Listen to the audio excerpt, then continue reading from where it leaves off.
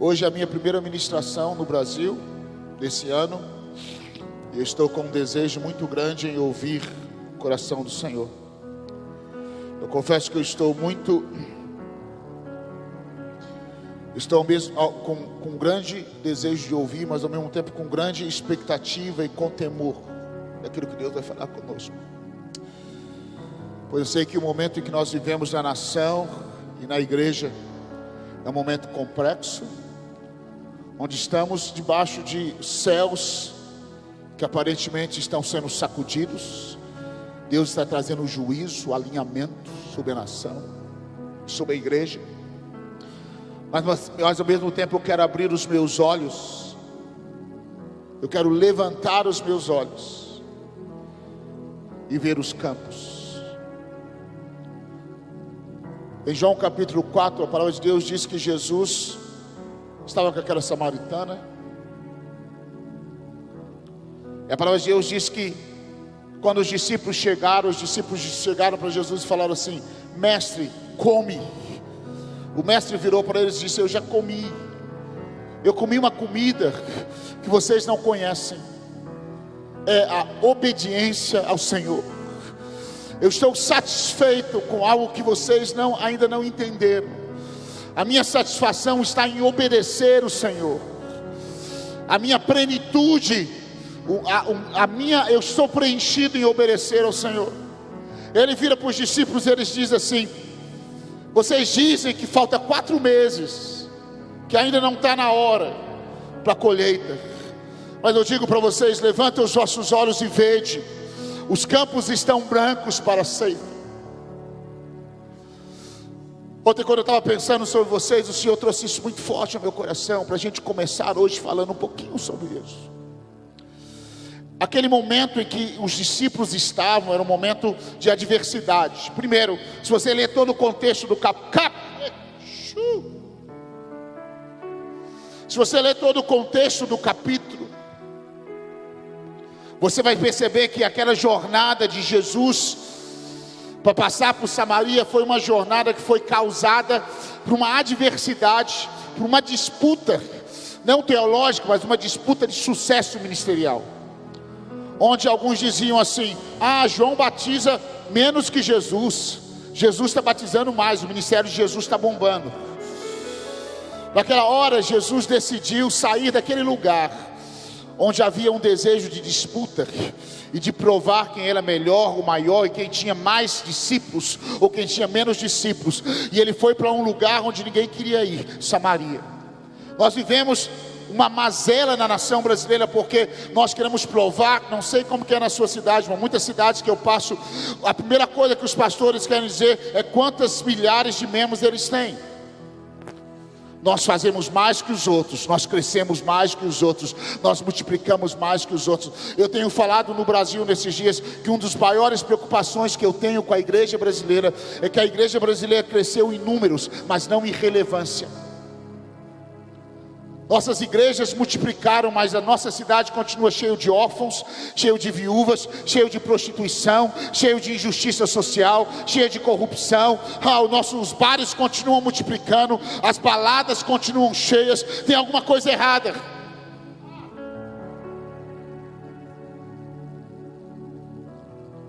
Porque o cristianismo, ele é relevante para a nação, ele é relevante para a cidade. Isso aqui é outro estudo. Aquela jornada foi uma jornada causada por uma frustração. Os discípulos estavam no lugar onde aparentemente o ministério deles ia decolar. Daí a pouco Jesus empurra eles para um lugar onde eles estavam com fome, com sede e sem expectativa. Eles estavam numa cidade que aparentemente não tinha nada de bom, Samaria. Uma região que você nem faz selfie quando você passa por Samaria, para ninguém saber que você foi lá. Sabe aquele lugar que você vai, aquele restaurante na sua cidade, que quando você come lá, você não tira foto que você comeu lá, porque o pessoal vai rir que você está comendo naquele lugar cheio de, nem precisa falar. Mas naquele ambiente, um ambiente de adversidade, Jesus chama os discípulos a levantar os olhos e ver aquilo que está para acontecer. E a primeira coisa que eu queria colocar para vocês essa manhã é: levanta os olhos. Nós estamos num momento de adversidade na nação. Nós estamos num momento de adversidade em muitos lugares, em muitos ministérios. Mas eu quero te dizer uma coisa, não vou mentir para vocês. Eu vi, os campos estão brancos.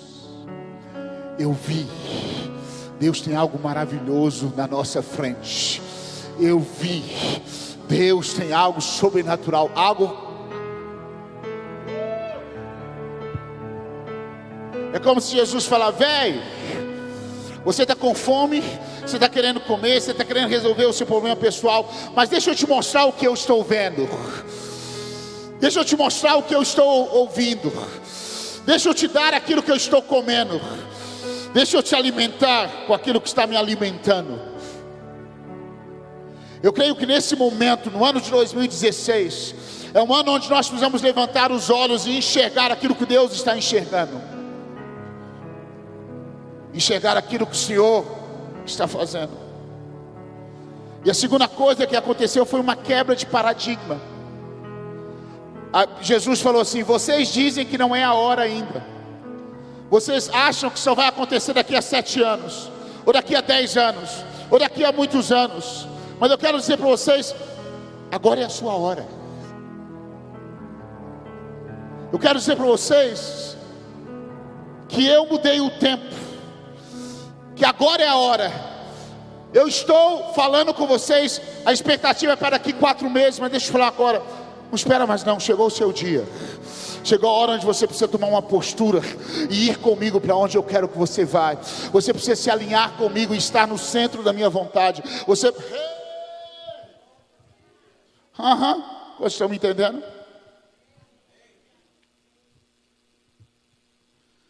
Meu maior desejo nessa minha primeira ministração é que nós venhamos abrir os olhos para aquilo que está diante de nós. Não as necessidades, não as adversidades. Levanta a sua cabeça, enxerga.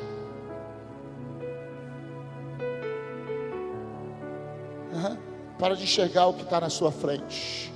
Enxerga o que Jesus está vendo. Enxerga aquilo que Ele tem para você. Amém? Quantos estão me entendendo? Ok. Eu quero falar um pouco sobre os desafios que estão à nossa frente. Eu não vou mentir para vocês. Nós temos muitos desafios como igreja, como nação.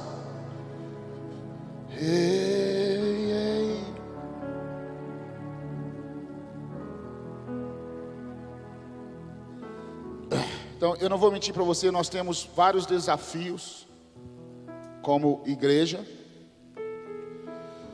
e como nação no momento em que nós vivemos. E alguns dos desafios para os adoradores.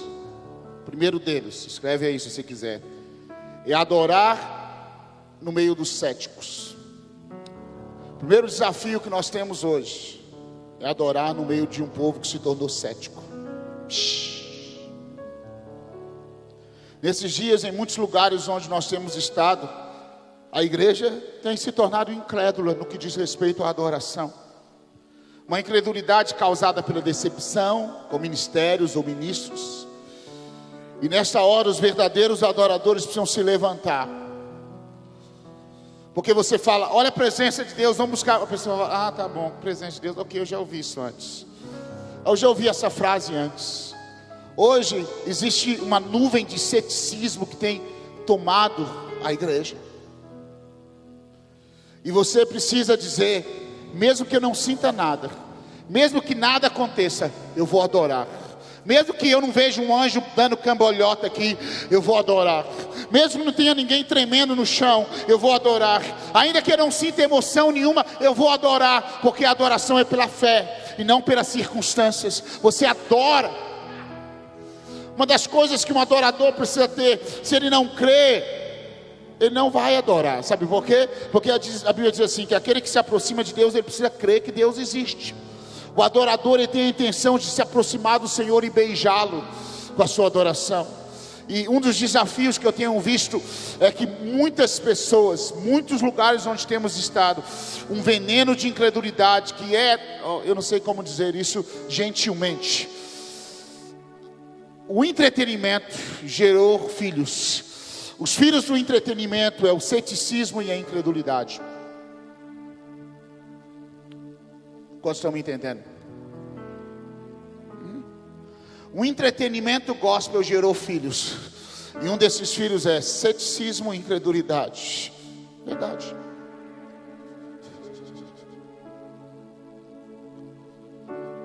Tua face. Segundo desafio que nós temos como adorador, como ministros, é adorar com uma teologia correta. Alguns meses atrás eu estava no aeroporto em Washington, D.C. Acho que foi em outubro ou novembro, não me lembro bem. Acho que era outubro. E eu peguei na prateleira, eu estava até falando com a Cris, eu peguei na prateleira do aeroporto um livro que estava escrito assim: Como que eu deixei de ser pastor, me tornei ateu. E quem fez o prefácio daquele livro é um ateu famoso que tem lá nos Estados Unidos.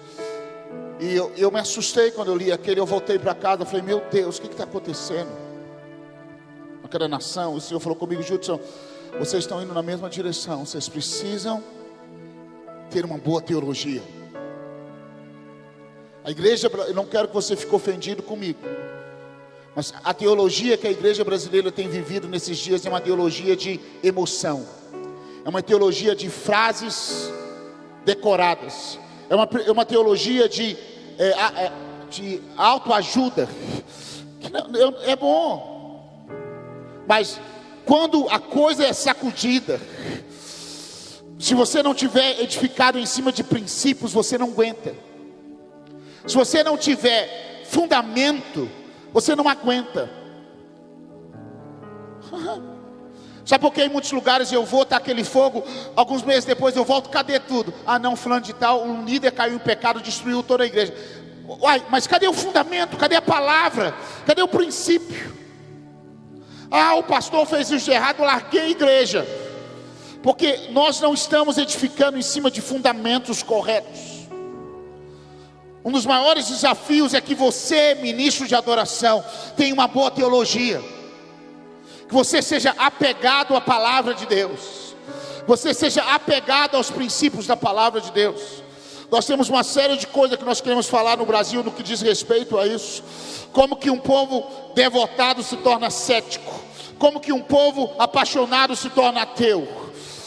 O ciclo de declínio, o ciclo da apostasia, ele passa pela falta de teologia correta. Ele passa pelas decepções humanas, que é inevitável. Diga, inevitável. É inevitável que os escândalos aconteçam, mas ai daqueles pelos quais venham os escândalos. É inevitável que as coisas sejam sacudidas, mas deixa eu te dar um conselho. Nós temos um desafio nos próximos anos de dar uma boa teologia para a igreja, de voltar para princípios da palavra de Deus, de voltar para ensinos que sejam fundamentados na palavra de Deus, de voltar para canções bíblicas e não lá, que mexe na alma da pessoa. Quantos estão me entendendo? Se você quer ser um ministro de adoração, seu primeiro amigo não é o seu violão, é a sua Bíblia. Se você quer ser um adorador, a primeira coisa que você precisa conhecer é a palavra de Deus, porque o Espírito Santo vai usar aquilo que você tem, a palavra de Deus. Se você não tem a palavra, você vai chegar lá na frente. Eu já vi tanta Deus me perdoa. Muito da nossa teologia tem saído de frases de canções gospel, que eu não tenho nada de errado, eu amo. Mas algumas canções que não tem Bíblia, que não tem fundamento, que não tem palavra. E algumas canções que tem palavra, o povo joga pedra, porque eles não conhecem a palavra. Algumas canções que tem Bíblia, o povo não sabe Bíblia, eles falam: nossa, isso aqui é do diabo, porque eles não conhecem Bíblia. Eles não têm uma boa teologia. Quando chega algo, eles se assustam. Então vira para o seu irmão e fala: nós temos um desafio. Nós precisamos de uma boa teologia. Nós precisamos de palavra. Nossa geração, ouça o que eu estou te dizendo, e eu não quero ser negativo. Nós corremos o risco de perder uma das maiores colheitas da história que essa nação já viu, porque a nossa teologia tem sido muito fraca. O evangelho que temos pregado e vivido é um evangelho tão raso, que eu estou cheio de vergonha diante do meu Deus. A mensagem que pregamos está inflamada com o desejo lascivo de sucesso humano, e não senhorio de Cristo. Estamos dando à luz a uma geração que está perdendo a fé na igreja. Na verdade, aquilo que estamos dando para eles e dizendo que a igreja muitas vezes não é a verdadeira igreja. E cria-se uma falsa percepção do que é a igreja. Vocês, ministros desta hora, precisam, não quero usar essa palavra, Senhor, me ajuda. Vou falar para mim. Eu, ministro desta hora, preciso criar vergonha na cara e buscar uma boa teologia para a minha ministração. Precisamos de canções que sejam bíblicas, de líderes de louvor cheios de palavra de Deus. Por favor, não fique ofendido comigo. Eu amo o Brasil, eu amo a gente, eu sou brasileiro, nós amamos essa nação. Mas a nossa teologia de WhatsApp não tem sido profundo o suficiente. Vira para o seu irmão e fala: você precisa amar a palavra. Você precisa amar a palavra. Outro desafio que nós temos é a centralidade de Cristo. Precisa voltar para a casa de Cristo. O evangelho onde Jesus é o centro e não o homem é o centro. A adoração onde Jesus é o centro e não a sua carreira gospel, não a sua carreira de cantor. Eu não tenho nada contra cantor, eu amo, eu canto, não canto não, né? Eu faço barulho, mas eu não tenho nada contra isso. Mas deixa eu dizer uma coisa: Jesus não morreu para te dar uma carreira. Jesus morreu para tirar pecadores do inferno. Jesus morreu para salvar a sua alma. Jesus morreu para que o reino dele seja estabelecido. Jesus morreu para que o reino dele seja estabelecido na terra. E ele te chamou para você ser um instrumento de estabelecer o senhorio de Cristo e o reino de Deus. Deixa eu te dizer uma coisa: a sua carreira não é a prioridade top no céu. A prioridade nos céus é Jesus Cristo sendo estabelecido como Senhor. Sabe por quê? Porque foi o que o pai falou. O pai virou para o filho e falou: filhão, assenta aí, porque a minha prioridade é colocar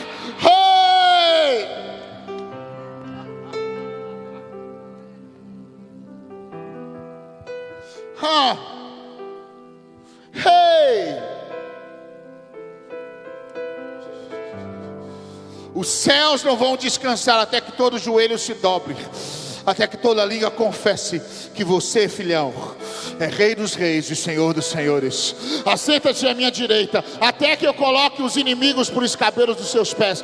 Ele não falou: filhão, assenta aqui, até que a carreira gospel do Judson decole.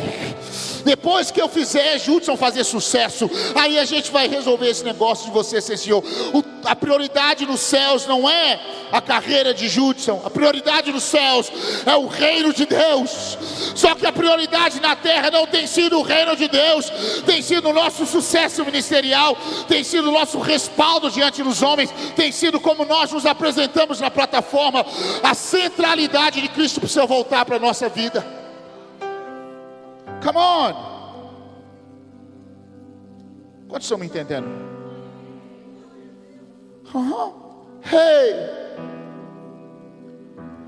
O hedonismo tem se tornado algo tão forte dentro da casa do Senhor, onde o evangelho é sobre eu me sentir bem,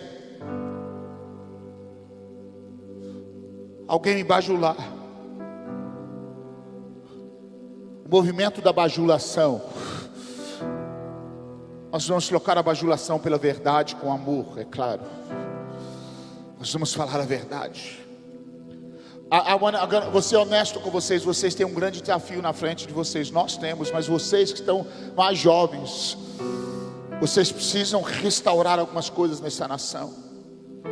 E Deus quer usar vocês. Deus quer usar vocês. Então, alguns dos desafios bem pequenos que eu estou colocando, que nós precisamos nesses próximos anos. Nós precisamos entender que nós estamos adorando nos últimos dias. Vira para o seu irmão, falei, esse é um desafio. Adorar nos últimos dias. Olhar para os céus, mas olhar para uns para os outros. É o desafio dos últimos dias. A Bíblia diz em Timóteo que os últimos dias os homens serão amantes de si mesmo. É difícil adorar quando todo mundo só está pensando em si mesmo. É difícil levar um povo à adoração, porque a adoração não é sobre eu me sentir bem, é sobre os céus. Quando as pessoas falam, canta alguma coisa para mim.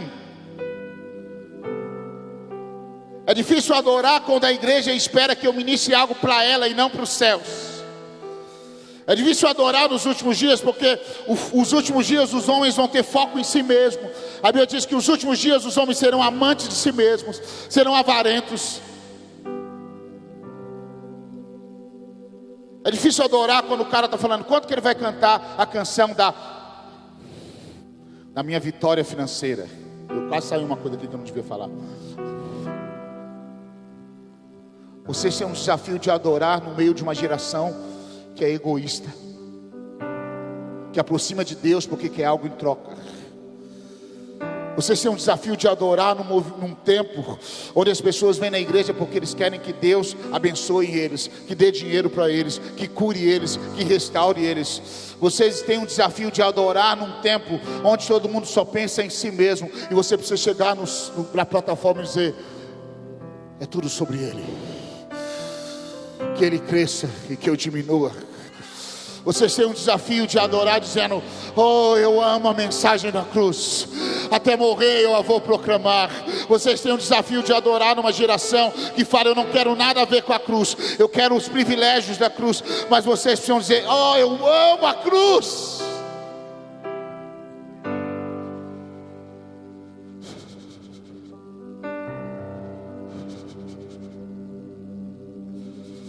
Quando alguém bate no seu ombro e fala, canta aquela música que o pessoal gosta demais. Aí você chega na plataforma e o Espírito Santo fala, canta aquela música que eu gosto demais. Hey!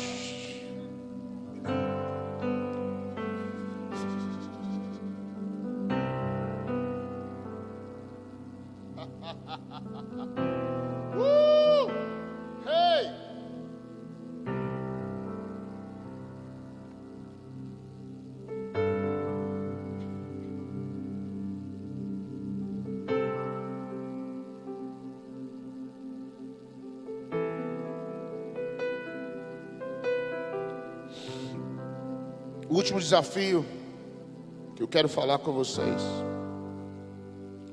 que é aqui que a gente começa na verdade, é resgatar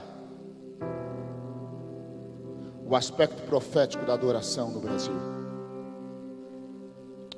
Abra sua Bíblia em Amós, capítulo 7.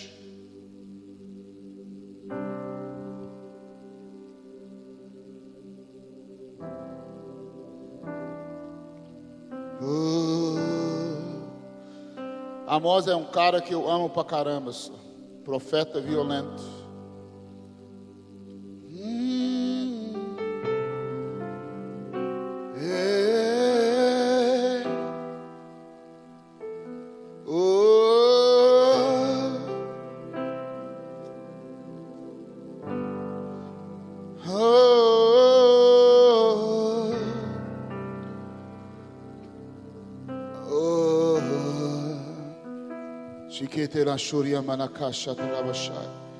Amós já era profeta, e ele era um profeta que incomodava. A pregação dele perturbava as pessoas.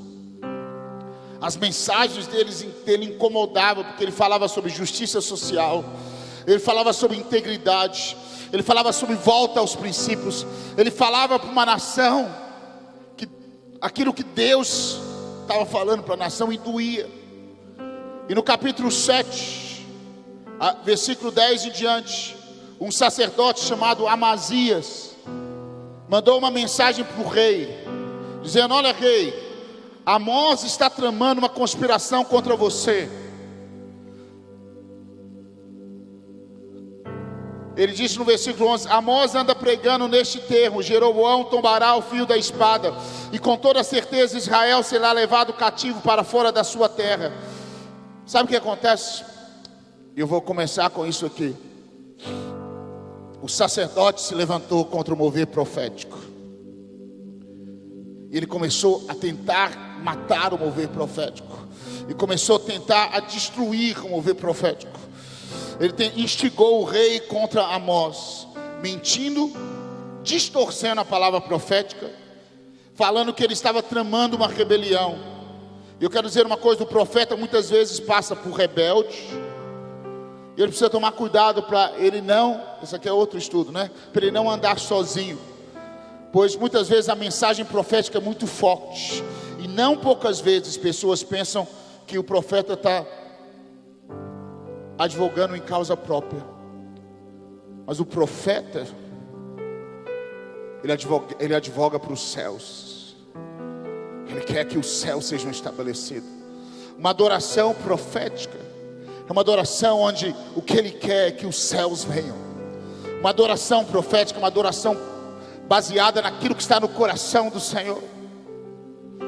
E eu quero dizer uma coisa: existem muitos inimigos da adoração profética e do mover profético.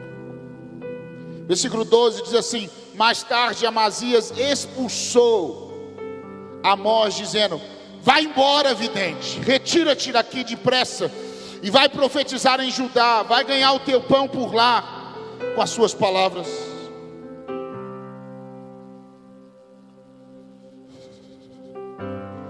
Muitos profetas são calados por causa do pão. Vira para o seu irmão e fala: muitos profetas são calados por causa do pão. O cara fala: não fica aqui não, velho, porque aqui ninguém ouve a sua palavra.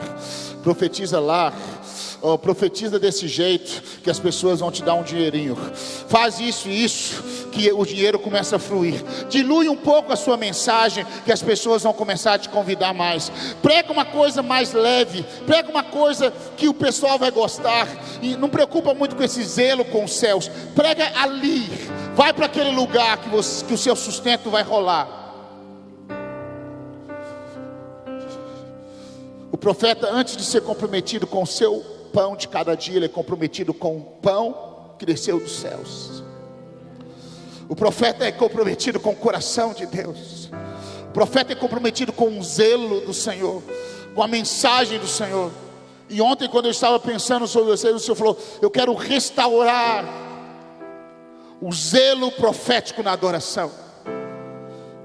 Eu não quero que vocês fiquem... tudo bem se ficam ofendidos, também já estou acostumado. Sabe, nós gravamos um CD no ano passado chamado Canção de Isaac. Quem já tem esse CD? Se você não tem, como vai abençoar a sua vida? E quando o Senhor nos falou, foi uma palavra para a nação brasileira. E uma das coisas que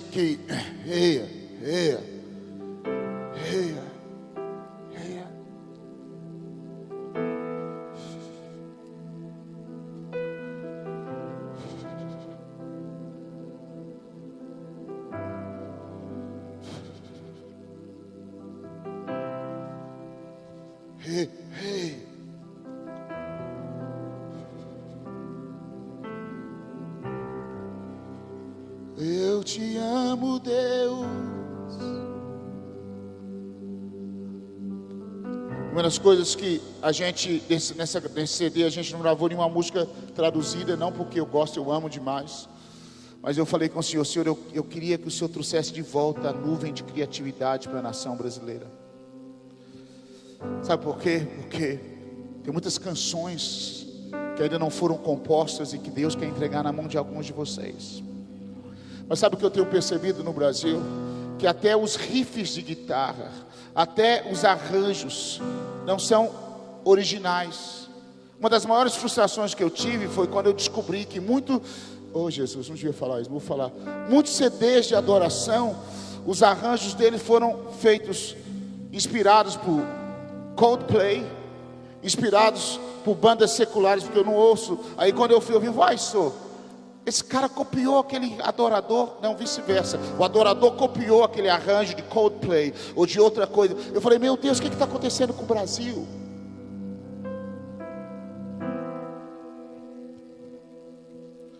Vocês têm, não que eu, oh Jesus, sabe, Deus vai te dar uma originalidade na sua composição.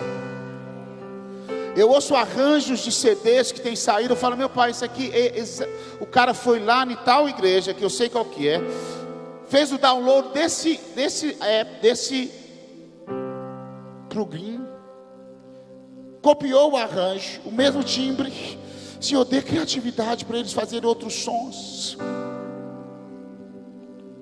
Eu tenho orado para isso, para nós sermos proféticos e não patéticos, para a gente realmente abraçar aquilo que Deus tem para nós, para a gente, sabe, Deus tem criatividade para vocês. As canções que já foram compostas nessa nação nos últimos 20 anos, eram coisas que eu nunca vi na minha vida. Tem canções que eu já ouvi compostas por alguns de vocês no Brasil, que eu ouvia e falava, meu Deus, da onde que esse cara tirou essa música? Não tem como, veio do céu. Mas hoje eu ouço e eu falo, deixa eu ver, eu até ponho na Siri, sabe o Siri no app, né, no iPhone, é só pôr aquela música assim, fala, não, tem uma música igualzinha assim. Não devia ter falado isso, né? Vamos lá.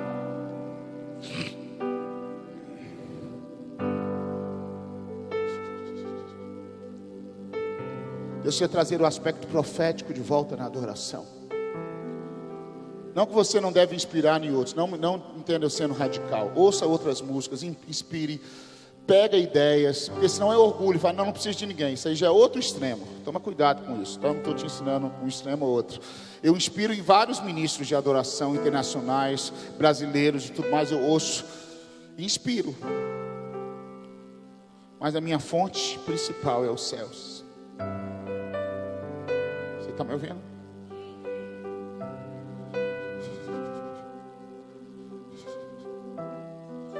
O cara chegou para Amós e falou, vai embora, Amós.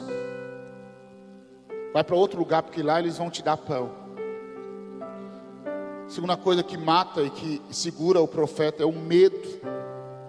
O medo tem sido outro instrumento de intimidação da adoração profética. A gente, hey.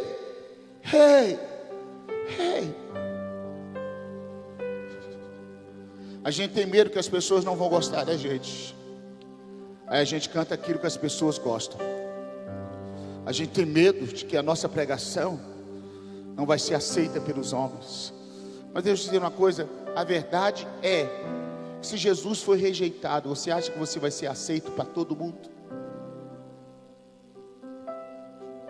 A resposta de Amós foi maravilhosa. Ele disse assim, eu estou parafraseando, ele disse assim, eu não estou nem aí para título, pedigree ou diplomas, eu sei quem me chamou.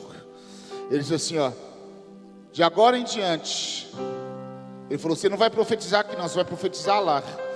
Aí Amós virou para ele e disse, diante disso, eis o que Amós respondeu a Amazias, eu não sou profeta, nem filho de profeta, não faço parte de nenhuma escola de profetas, sou apenas um criador de gado, e faço colheitas de sicômoro, figo silvestre.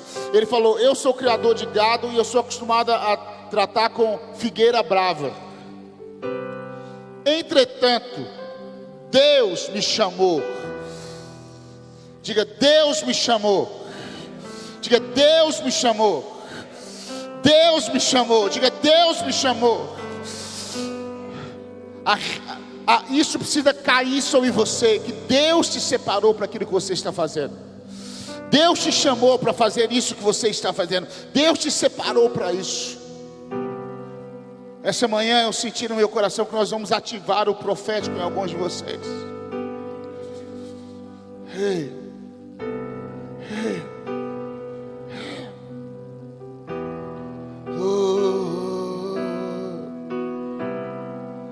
Amós 5, 23. Olha a palavra de Amós. Ele disse, ele estava profetizando dizendo, afastai pois da minha pessoa o som dos vossos cânticos, porque não ouvirei as melodias das vossas liras. O cara era chato quando ele profetizava. Ele fala, cara, eu não quero, Deus não quer ouvir essas músicas suas, ele está enjoado. Em vez disso ele disse, deixai correr livre o rio, como um rio caudaloso. Deixai correr livre o direito como um rio caudaloso, e a justiça como um ribeiro eterno. Ele estava dizendo, essas canções sem alinhamento nos princípios são enjoativas. Adoração sem fundamento, sem justiça, sem a missio Dei, sem a missão, sem o coração de Deus, Deus não quer. E o Senhor fala, afasta de mim isso.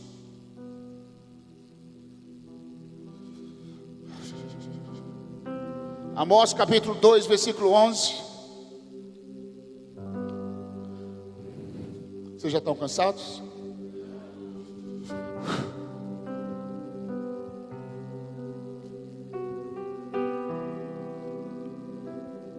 Versículo 11 diz assim: escolhi alguns dos vossos filhos para serem profetas, e alguns dos vossos jovens para se consagrarem como nazireus.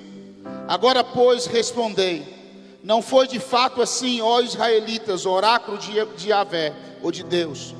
Contudo, fizeste com que os nazireus bebessem vinho, e ordenaste aos profetas: não profetizeis.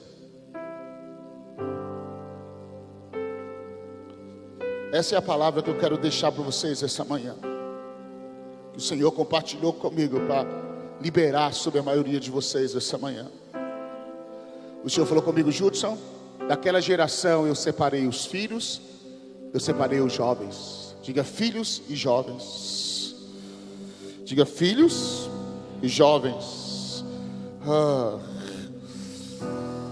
O legado profético e o nazireado precisa ser ativado na igreja brasileira nessa hora. Mais do que nunca, os filhos, os jovens, a maneira como temos feito é a mesma. A gente tenta calar os profetas com dinheiro, com pão, com ameaça, e contaminamos os nazireus, tentando mudar o seu estilo de vida. Jesus, me ajuda aqui. Vamos lá, vamos tentar falar um pouquinho sobre isso.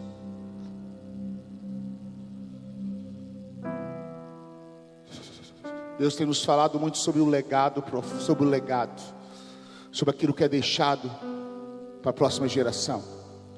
E vocês são uma próxima geração de algo que Deus fez nessa nação. Vocês entendem isso? Vocês são filhos de algo que Deus fez no Brasil. Significa que os filhos, alguns de vocês foram separados como profetas. Alguns de vocês vão correr com a palavra de Deus dentro de você. Alguns de vocês vão ir mais longe do que nós. Alguns de vocês vão tocar mais nações do que nós estamos tocando. Alguns de vocês vão ser mais relevantes do que nós somos relevantes. Mas sabe de uma coisa? Vocês correm o mesmo risco daqueles ali de Amós. Vocês correm o risco de pessoas virem e tentarem tampar a sua boca para que você não profetize, para que você não libere aquilo que Deus está gerando nas suas entranhas. E parte do meu trabalho na nação é incendiar você, para que, se você é um desses filhos, para que a sua voz seja liberada. Um dos nossos chamados na nação brasileira nos próximos anos vai ser ativar os filhos, ativar os jovens, ativar a nova geração daquilo que Deus tem, transferir um legado para os jovens, para os filhos. Os jovens profetas vão profetizar. Os meninos que às vezes não sabem nada direito, a palavra vai estar sobre eles. O Espírito do Senhor Deus virá sobre você e você vai profetizar. O Espírito do Senhor Deus vai vir sobre você quando você estiver ministrando adoração, e você vai começar a cantar uma canção profética que revela o coração dos homens e revela o coração de Deus. E alguns de vocês, jovens, o Senhor falou: eu separei os seus filhos e os jovens para serem profetas, para serem nazireus. Sabe qual que é a marca no nazireu? O nazireu, ele é marcado pelo estilo de vida que ele vive.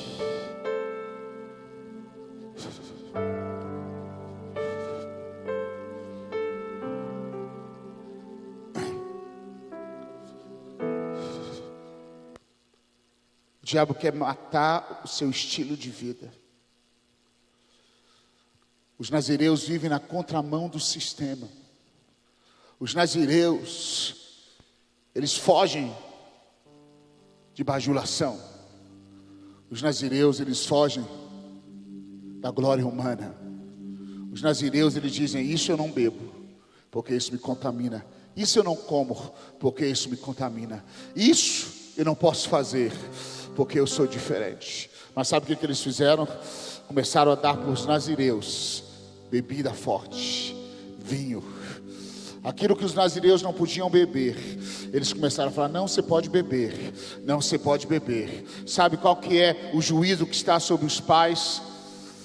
É os pais que falam para a próxima geração: não, tudo bem, não tem problema não.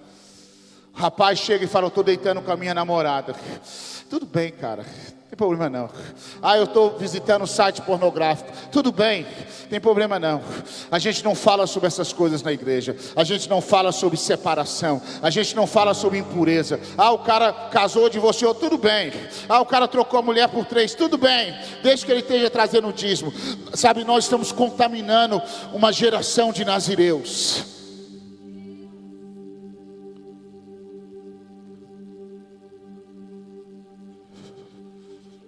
Você foi chamado para viver um estilo de vida diferente. Vocês não sabem porque vocês são uma geração que chegou agora. Vocês não sabem, Deus nos falou dos filhos e nos falou de jovens. Os filhos seriam profetas e os jovens nazireus. Por isso que nós chamamos vocês a viver um estilo de vida completamente diferente. Sabe por quê? Porque Deus precisa levantar uma voz profética de novo nessa nação. Do scratch, da poeira, da onde ninguém espera. Como foi Amós. Ele não era de escola de profetas. Ele não era filho de profeta.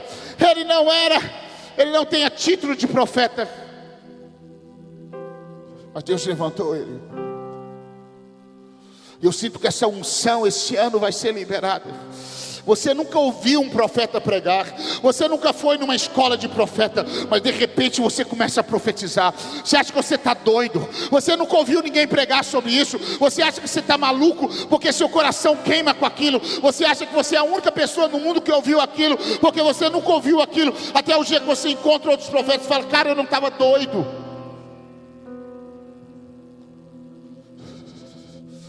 Existe uma indignação no seu coração que nem você sabe por quê. Você fala: Deus, tem que ter algo mais na igreja do que esse cultinho bonito de domingo à noite, Senhor.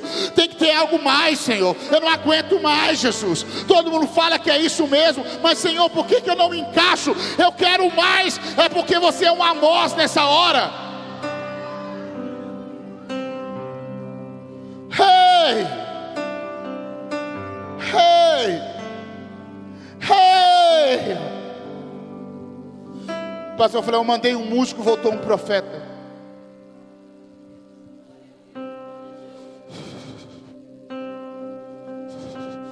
Eu mandei um músico, voltou um nazireu. Ele não quer mais viver do mesmo jeito que todo mundo vive. Ele quer dedicar a vida dele ao Senhor. Ele ora, ele busca, ele adora, ele clama, ele suplica ao Senhor, ele tem profundidade. Todo momento de crise na história de Israel, Deus fazia 3 coisas. Primeiro, Ele levantava intercessores através da frustração da nação. Então eles começavam a clamar a Deus. Segunda coisa que acontecia: o Senhor mandava profetas e o Senhor levantava nazireus.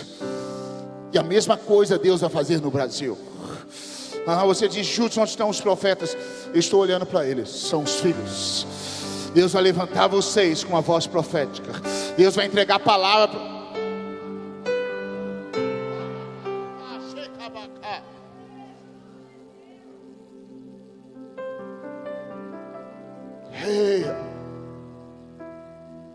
Deus vai separar vocês com uma palavra tão forte para essa nação. Quantos creem nisso? Quantos creem nisso? Meu Deus, meu tempo já está terminando. Vamos lá. Que hora que termina aqui mesmo? Meio-dia, 15 para meio-dia.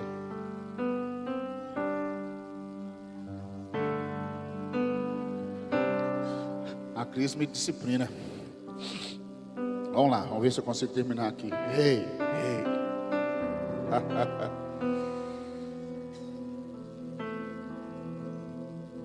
Nós vamos passar para os filhos, não a mordaça para que eles não profetizem. Nós não podemos contaminar vocês com o que contaminou a outra geração. Vocês precisam ser diferentes. Vocês precisam ser melhores do que nós. Vocês precisam ser nobres. Vocês precisam ser apaixonados pelo coração de Deus. Vocês precisam ser apaixonados por Jesus. Eu quero dizer que o legado que nós vamos passar para vocês, vou resumir algumas coisas, é o legado de avivamento. Quando você não conhece algo, se alguém lhe fala que aquilo é aquilo, você acha que é. Se você nunca tomou Coca-Cola e alguém te dá Guaraná e fala que você isso é Coca-Cola, você vai pensar que Coca-Cola tem gosto de Guaraná. Esse é o problema com avivamento. O pessoal chega, canta uma música bonita, grita, show, e fala, irmãos, isso é avivamento. Então, você pensa que isso que é avivamento. Fala, é legal, lá na cidade tem avivamento. Pastor, todo domingo o pessoal do louvor grita, canta uma música bem alto e fala, avivamento chegou, o avivamento está aqui. Eu deixo dizer uma coisa. Quando o avivamento chega no lugar, velho, ninguém consegue ficar de pé. Quando o avivamento entra num lugar, o problema nosso, igual eu tenho falado esse ano no Brasil, eu amo entretenimento. Eu gosto de música legal, de um filme legal, né? Mas o meu problema é quando a gente chama entretenimento de avivamento. Eu não tenho problema de você subir na plataforma, cantar lá, chu, legal, gostei, bonitinho, legal. Mas não fala que entretenimento é adoração.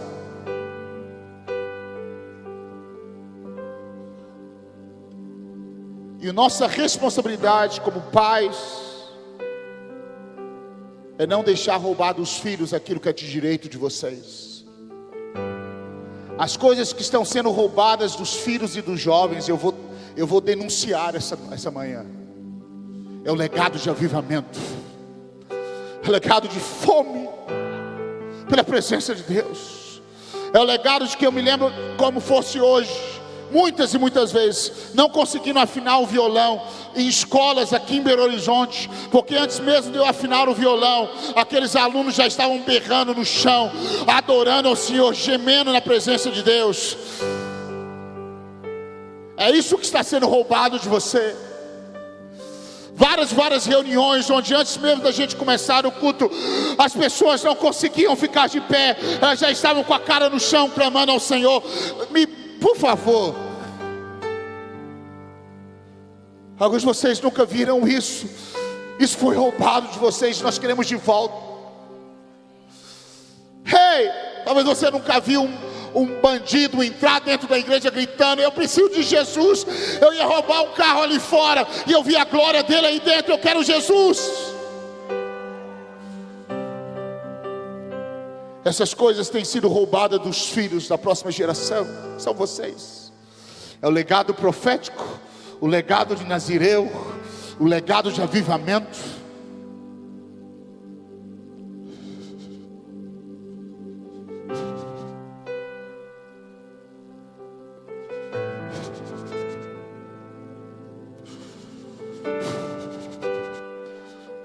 Mas muitas vezes eu vi os seus pais sendo carregados para casa porque estavam bêbados demais no Espírito Santo para dirigirem. Nenhuma nem duas vezes eu vi os seus pais ficando 6 horas, 7 horas no chão, bêbados no Espírito Santo. E eu estou aqui para denunciar que essas coisas não podem ser roubadas de vocês. Se os seus pais não querem, diga: Senhor, pula uma geração e pega a gente. Hey.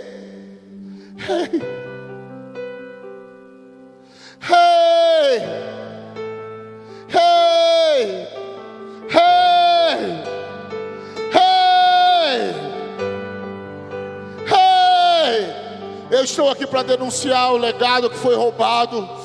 E eu estou para dizer que a minha responsabilidade é entregar isso para vocês. Outra coisa que está sendo roubada dos filhos no Brasil e dos jovens no Brasil é o legado missionário. Hoje as igrejas só pensam em crescer para dentro, para dentro, para dentro. Mas deixa eu te dizer uma coisa: os seus pais berravam por nações. Os seus pais gemiam pelas crianças na África. Oh, se o que está acontecendo hoje na Síria e outras nações fosse há 15, 20 anos atrás, nós teríamos reuniões de berros e gemidos diante do Espírito Santo pelos pequeninos que estão morrendo. Hoje a gente compartilha no WhatsApp os vídeos de mortes que estão sendo feitas a cristãos como se fosse uma piada gospel. E não causa em nós indignação, intercessão e gemido. Isso está sendo roubado de vocês. Vocês nasceram para tocar as nações da terra. Vocês são filhos que nasceram com um legado. Eu estou aqui para denunciar o legado que foi roubado, que pertence a vocês. Oh! Porque eu conheci os seus pais, eu tomei café com eles, e eu vi eles chorando com a revelação das nações. Eu vi seus pais chorarem aos pés do Senhor, suplicando: usa-nos, Senhor, para tocar os perdidos. E eu vi o Senhor entregar nações nas mãos dos seus pais, e dizer para você e os seus filhos. Eu vi o Senhor falar que vocês iam para a África. Eu vi o Senhor falar que vocês iam para a Ásia. Eu vi o Senhor falar que Ele teria canções no Brasil traduzidas em muitos idiomas.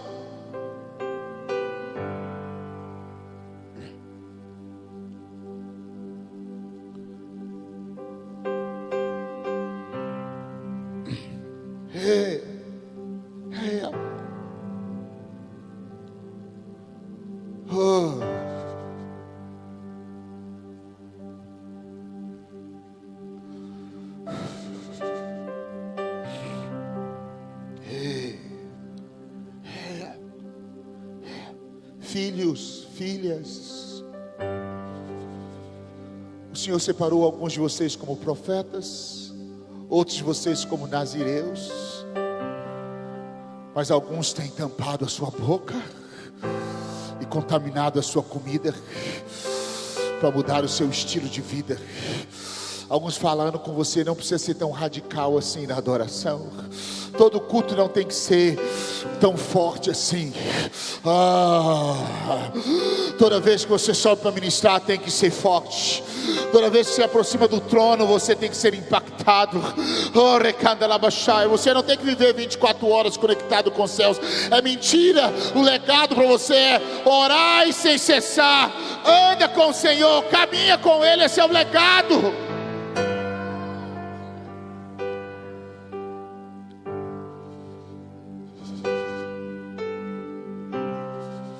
Estou aqui para denunciar as coisas que foram roubadas de vocês, que alguns de vocês nem sabem. Que Jesus falou que vocês iam sacudir o mundo.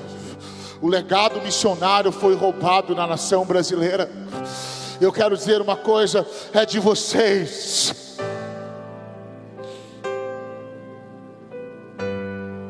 O legado da adoração como estilo de vida e não um meio de se dar bem. Eu lembro quando seus pais oravam: Senhor, me dê uma canção para atrair o seu coração. Hoje alguns dizem: me dê uma canção para atrair uma multidão. Esse legado foi roubado de vocês, de que a adoração é um estilo de vida e não uma forma de eu ganhar dinheiro ou me dar bem. Eu estou aqui para denunciar que isso foi roubado de vocês, e que o Senhor quer devolver para vocês. Eu estou aqui para denunciar que a adoração que o Senhor trouxe nessa nação não foi uma adoração de plataforma, mas foi uma adoração de vida, de estilo de vida, de comprometimento com os santos dos santos. Eu vim aqui para denunciar que o que está disponível para os jovens e para os filhos, que está sendo arrancado dos filhos e dos jovens, é um legado de adoração como estilo de vida. Oh, um dia eu vou compor canções e vai bombar no Brasil. Oh, Deus traz de volta aquela geração que diz: um dia eu vou compor uma canção e os céus não vão resistir. Não importa se eu tiver com uma audiência de 1, de 2, de 3 ou de 4, ou sozinho no meu quarto, mas me dê um som que os céus não resistam. Esse é o legado que foi deixado para você. Oh!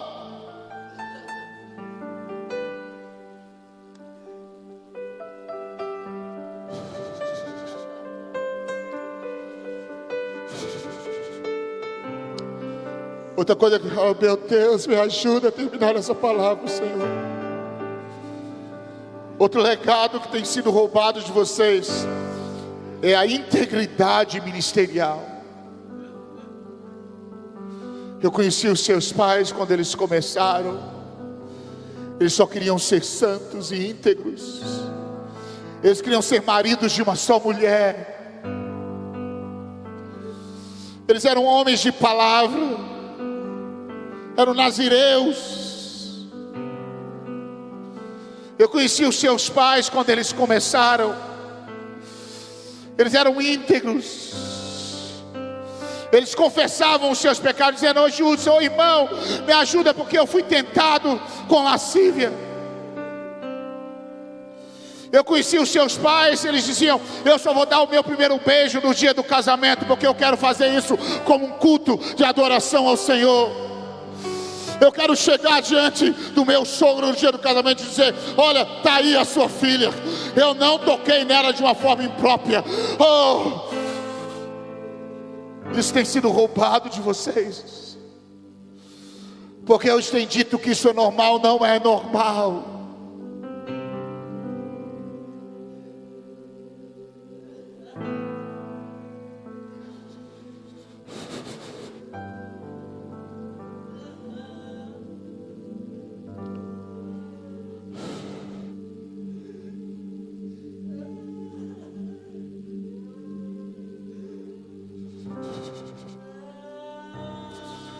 Nós temos uma crise de referenciais no mundo, na nação. Você olha para pais e fala: ah não, é desse jeito então que tem que ver. Não! Vocês foram gerados com uma promessa. E por fim eu tenho visto o legado profético sair pelas mãos da nação brasileira.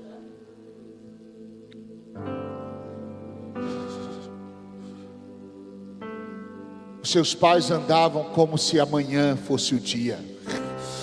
Seus pais viviam como se a qualquer hora os céus fossem rasgar-se. Os seus pais caminhavam todos os dias procurando: Deus, o que está no seu coração? O que o Senhor está falando? Para onde que eu devo ir?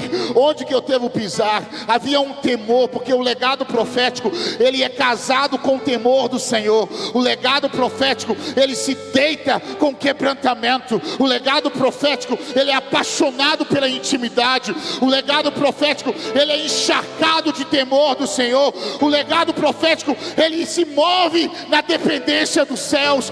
E eu tenho visto isso ser roubado de vocês.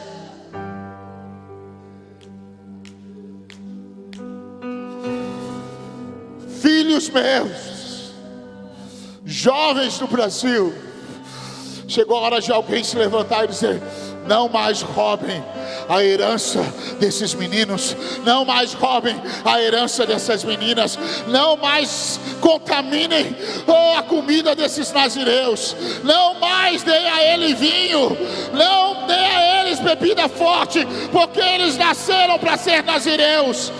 E isso vai levantar a ira de Deus.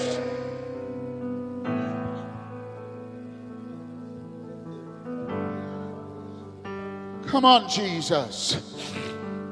Eia, shekandalama, shitelo sheketalama. Suyate shuriamoko shatalas. Ah, Espírito Santo de Deus. Eia. Eia. Como se transfere um legado? Nós precisamos de pais, nós precisamos de filhos. Os pais ajuntam tesouros, os pais deixam um exemplo, Êxodo 28, 29, 4. Os pais trazem disciplina e os pais apontam destino. Os filhos se oferecem, eis-me aqui. Os filhos se inspiram, os filhos vão mais longe. E os filhos recebem a herança. Os filhos enxergam os erros dos pais, mas mesmo assim amam os pais. Os filhos amadurecem e vão mais longe.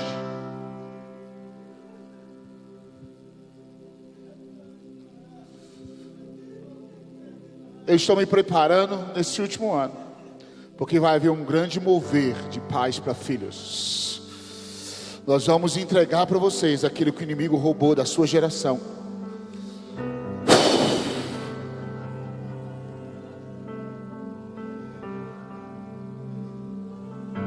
Nós vamos entregar, vocês representam uma porção de milhares que estão nos assistindo, que vão nos assistir nesse DVD. Vocês representam a porção. Deixa eu, já que eu passei do horário, deixa eu ler um texto aqui para vocês, para a gente terminar.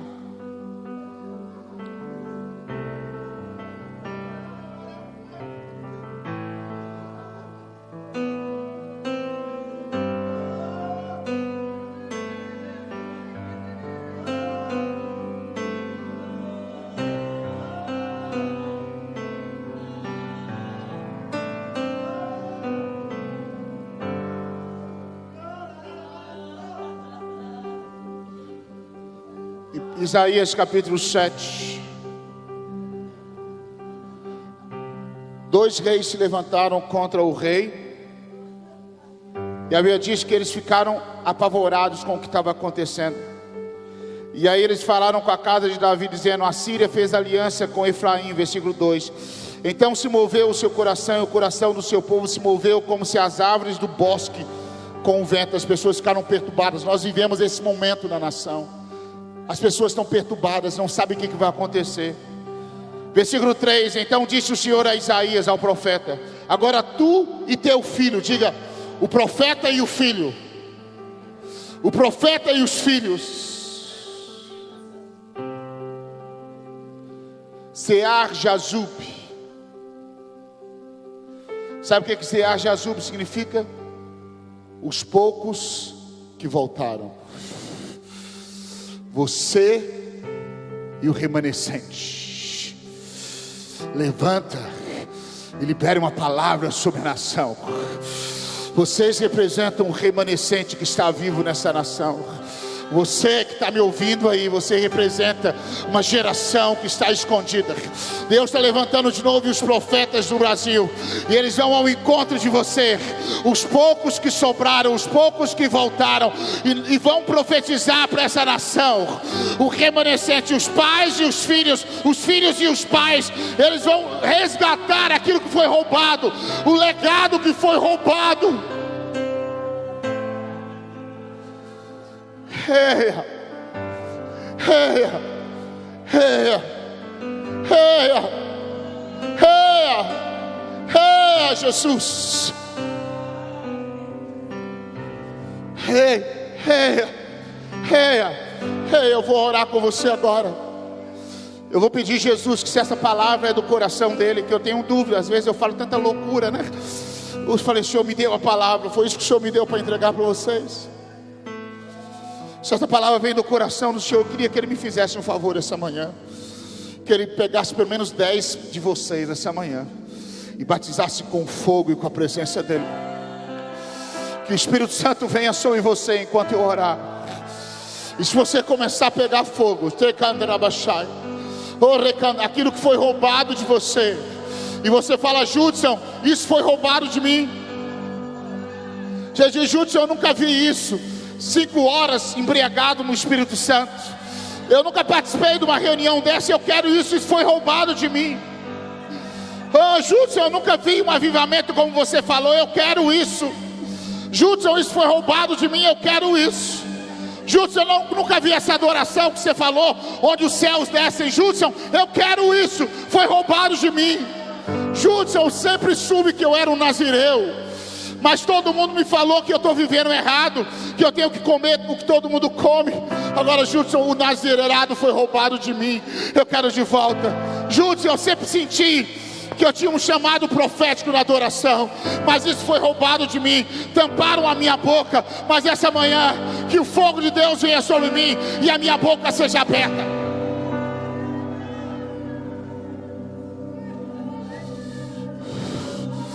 Judson, eu sempre fiquei indignado com o pecado no altar, mas os meus pastores fizeram vista grossa para aqueles jovens que estavam vivendo em impureza e subiam na plataforma, que eu comecei a achar que era normal. Daí a pouco até eu estava envolvido.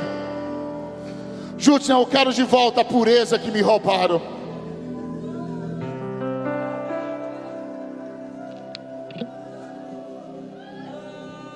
Espírito Santo de Deus, se essa palavra veio do seu coração, Senhor, se o Senhor vai trazer de volta aquilo que foi roubado dessa próxima geração dos filhos. O Senhor ficou indignado em Amós, Pai, porque roubaram dos filhos o destino. E o Senhor está indignado, Pai, porque tem roubado dos filhos no Brasil o destino de avivamento, o destino nazireu, o destino de profeta. O Senhor está indignado porque roubaram dos filhos o chamado e o destino. E essa manhã, Espírito Santo, vem nesse lugar, vem nesse lugar, agora, agora, agora, agora, agora, agora.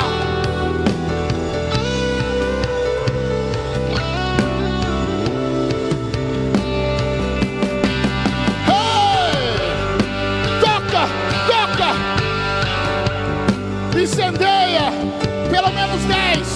Agora, agora, agora, Jesus. Oh! Ixatalaba, candelaba, chatalaba. Uria, toca, toca, toca, toca, toca, toca, toca, toca, toca, toca, toca, toca, toca. Batiza-me com esperança. Batiza-me com esperança. Batiza-me com esperança.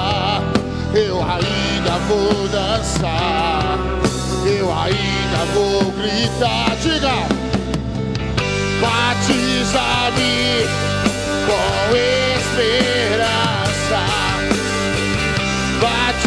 Começa a orar. Diga: Senhor, eu quero a minha herança, eu quero o meu legado, eu quero a minha herança, eu quero a minha herança.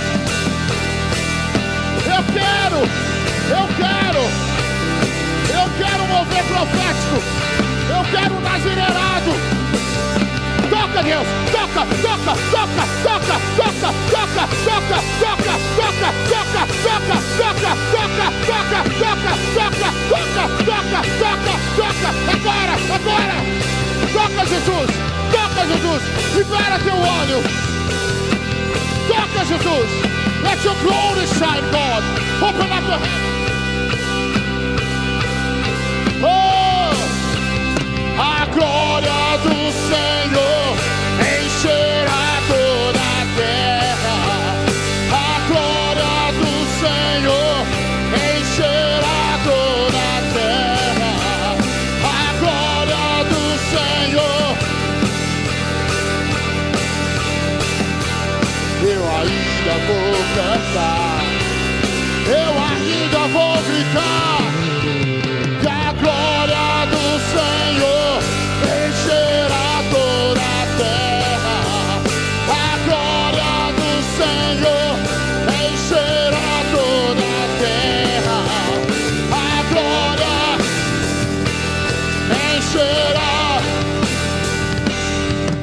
Eu ainda vou dançar, eu ainda vou gritar. Este vale não vai me matar, este fogo não vai me queimar. Eu quero dizer para você que alguns dos seus pais morreram espiritualmente. Alguns pais de adoração, de avivamento, já não estão mais vivos como antes. Mas sabe de uma coisa? Eu estou aqui como aquele advogado que está abrindo o testamento. E você tem heranças que você não sabia que é sua. Você tem promessas que você não sabia que é de você. Você tem palavras sobre a sua vida que você não sabia. Sabe quando o pai milionário morre, na hora que abre o testamento, ninguém sabia, ele tinha milhões e milhões e milhões. Eu quero dizer uma coisa, que o testamento está sendo aberto, e é de você, é para você. Você é o herdeiro, você é o herdeiro de mover de Deus nessa nação. Agarra, agarra, agarra, agarra, agarra, agarra. Deus, eu libero profetas essa manhã, eu libero nazireus essa manhã. I will release prophets, God. Eu libero profetas agora, eu libero profetas, eu libero profetas, eu libero nazireus. Toca, toca.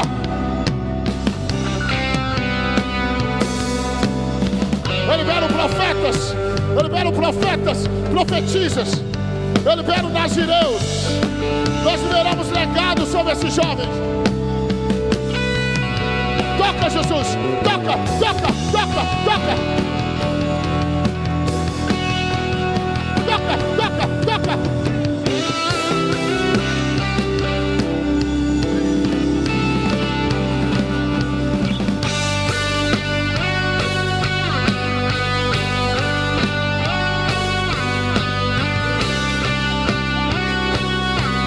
O que eu posso te dar? O que eu posso te dar? Toca, Senhor, toca, Senhor. Ei, achando a bacana, achando a baixai, decando a baixai, oriando a baixando a baixai. Esse vale não vai me matar. Toca, Senhor, toca, Jesus, toca, Jesus, toca, toca, toca, toca, toca, toca. Eu libero as canções, eu libero a criatividade, eu libero o som. Oh, libera as nações. Vocês são missionários. Oh, as favelas da sua cidade Deus te deu. Os pobres da sua cidade Deus te deu. Oh, o legado de missões que está sendo roubado de vocês, eu digo agora, devolve. Chega da lava, chama da babá. Fire, God, fire, fire.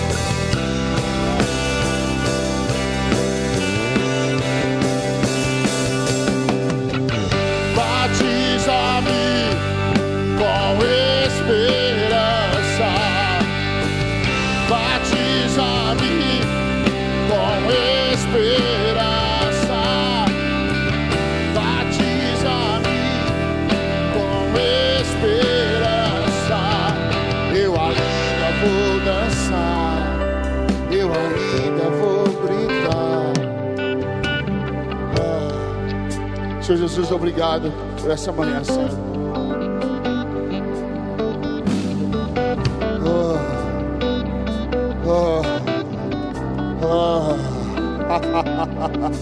Toca, Jesus. Jesus está te tocando. Jesus tem separado vocês para essa hora. Essa escola vai ter uma característica diferente, sabia? Essa escola é a escola de abrir o testamento. A herança desses meninos, a herança desses jovens não acabou. Se pais morreram, se pais se venderam, não tem problema. O testamento é deles, é dos jovens e dos filhos. Não importa, não importa, é de vocês. O legado é de vocês. Reia, reia. Eu libero sobre vocês essa palavra.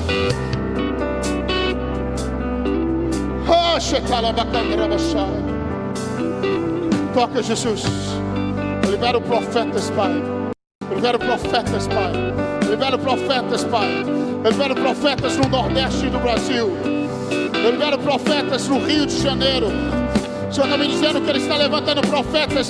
Tem pessoas do Rio de Janeiro, Deus está te levantando como profeta. O Senhor está me falando sobre profetas no Nordeste. Ele está levantando profetas verdadeiros no Nordeste. Ei, cantando a baixando a babá. Toca, toca, toca, toca, toca, toca, toca, toca, toca. Toca, Jesus. Toca, Jesus. Aleluia. Aleluia.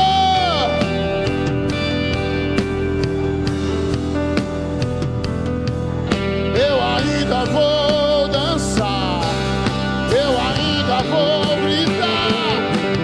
A glória do Senhor encherá toda a terra. A glória do Senhor encherá toda a terra. A glória do Senhor encherá toda a terra.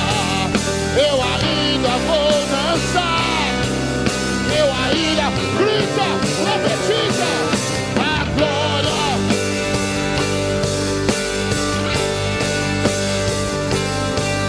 A glória do Senhor encherá toda a terra.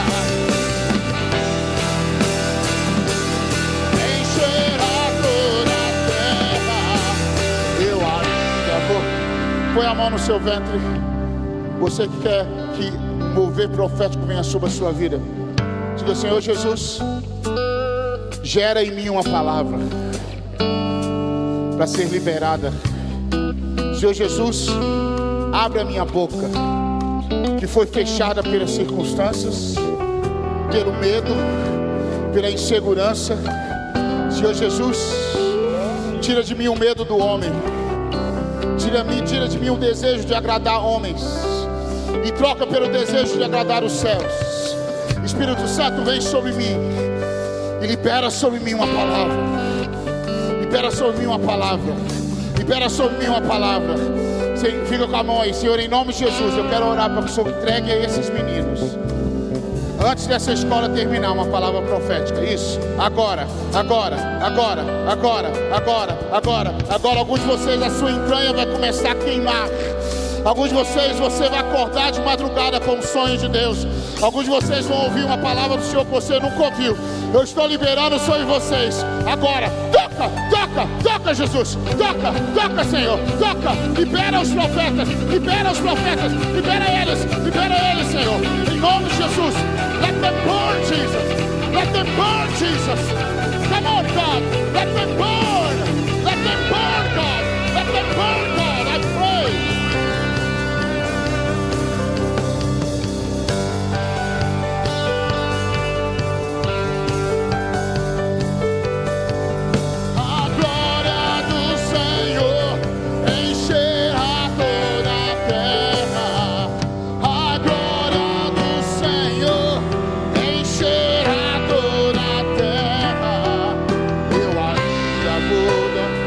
Talvez pergunte: Judson, como você tem convicção de que os filhos vão profetizar?